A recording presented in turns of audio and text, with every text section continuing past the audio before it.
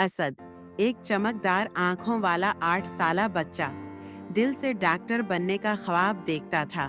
بچپن کے خوابوں اور خواہشات کی اہمیت نے اس کے مستقبل کی تشکیل میں بڑا کردار ادا کیا۔ اسد نے بے حد لگن کے ساتھ تعلیمی کامیابی حاصل کی، اسکول کے امتحانات میں نمایاں کامیابی حاصل کی اور اس کی شدید دل کی خواہش اسے پڑھائی میں مزید محنت اور لگن کی طرف مائل کرتی رہی۔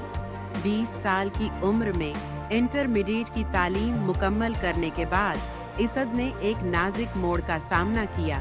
کیریئر کے انتخاب میں الجھن محسوس کی۔ اس کے قریبی دوستوں اور عزیز رشتہ داروں نے اسے کیریئر کے انتخاب میں مختلف مشورے دیے جو اس کے دل میں شک اور بے یقینی پیدا کر رہے تھے۔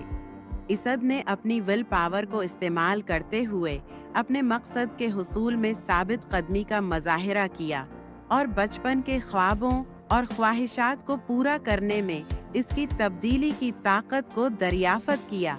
اس نے امید کے سہارے اپنے مقصد کو پانے کا ارادہ کیا۔ نئی عزم کے ساتھ اسد نے بیرون ملک میڈیکل تعلیم کے مواقع تلاش کرنا شروع کیے جو اس کی دل کی خواہش سے بھرا ہوا تھا۔ اس نے اسٹڈی ایبراڈ پروگرامز اور اسکالرشپس کا جائزہ لیا۔ ایک تعلیمی مشیر نے اسد کی مدد کی تاکہ وہ ایک اچھی میڈیکل یونیورسٹی میں داخلہ لے سکے۔